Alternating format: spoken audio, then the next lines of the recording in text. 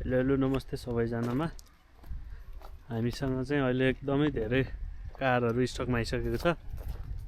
तपाईहरुलाई चाहिने हो भने चाहिँ सस्तो राम्रो मिलाएर हैन विश्वासिलो